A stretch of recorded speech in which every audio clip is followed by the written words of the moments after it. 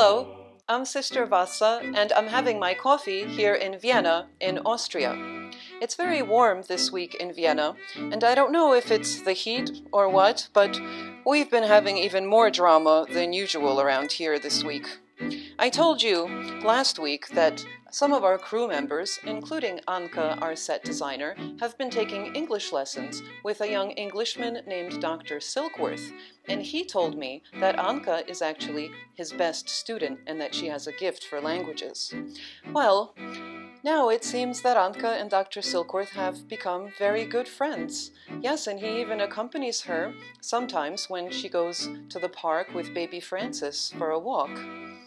Now, some of the crew members have been gossiping about the two of them, unfortunately, and this is making Emilios a bit jealous. Personally, I think that this is much ado about nothing and that Anka is simply trying to improve her English. In any event, enough of this gossip.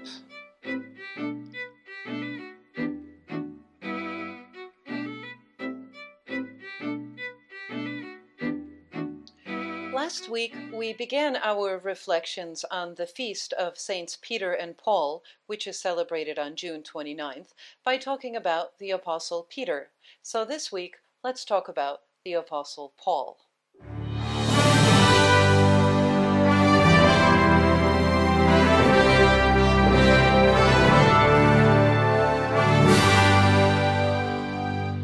Paul is called leader of the apostles along with Peter. However, unlike Peter, Paul was not one of the 12 disciples who accompanied Christ during his earthly ministry.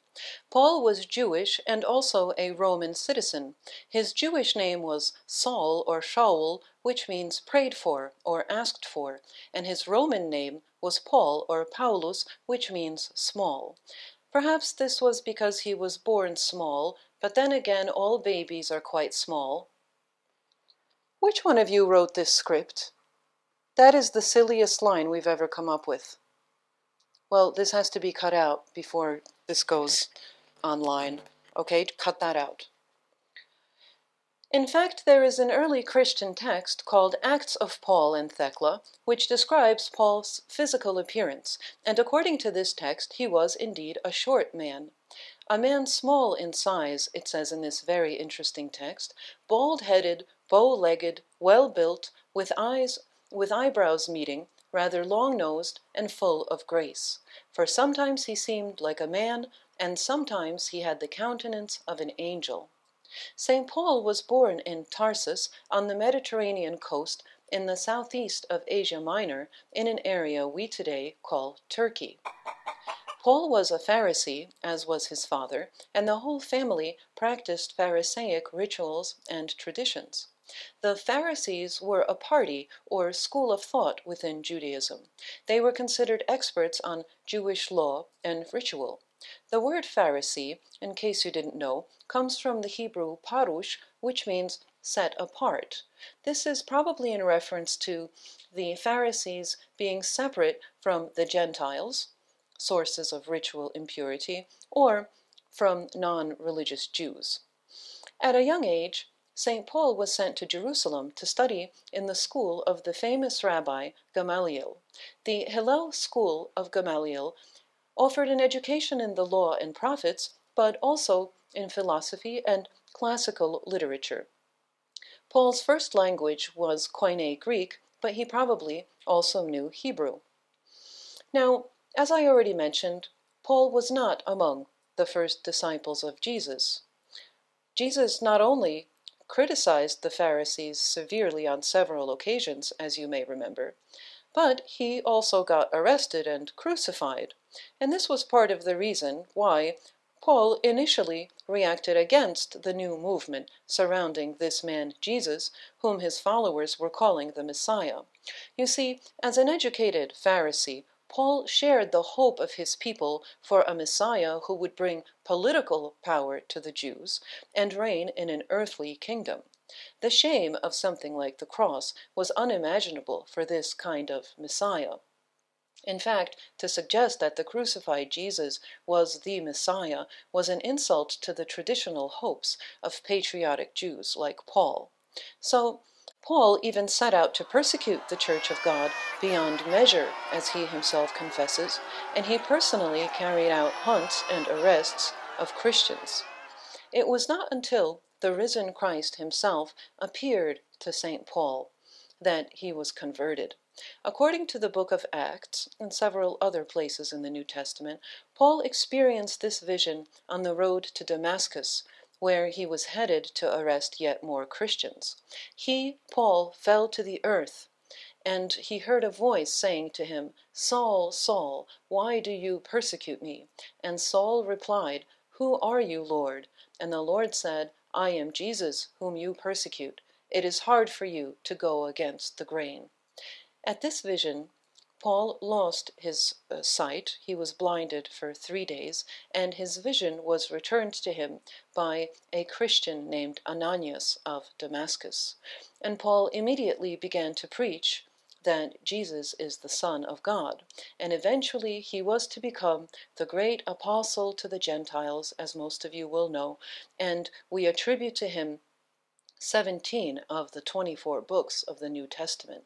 Indeed, Paul's missionary efforts exceeded those of all the other apostles, even though he was the very last of them to see Christ face to face. The first time ever I saw your face. Note that the very well-educated Pharisee Paul, who knew the Old Testament law and prophets better than most people, did not come to believe in Jesus Christ by knowing the prophecies about him. In fact, his traditional theological education prevented him from recognizing the fulfillment of the prophecies in the person of Jesus Christ, until that person confronted him face to face, because there's no substitute for face-to-face contact. And later witnesses testify that there was also something very special about face-to-face contact with Paul himself. Despite an awkward physical appearance, one could see when one met him face-to-face that he was full of grace. I mention all this to you today because in recent years we have begun increasingly to avoid face-to-face contact with one another, or even telephone conversations in real time. We often prefer to text or tweet or post our sentiments and thoughts through a mediator, that is, through the phone, the computer, in other words, a machine. This is sometimes inevitable and necessary, of course, but let's not mistake this type of interaction for wholesome human contact, which involves being confronted with the presence, the revelation of an icon, really, a human being created in the image and likeness of God.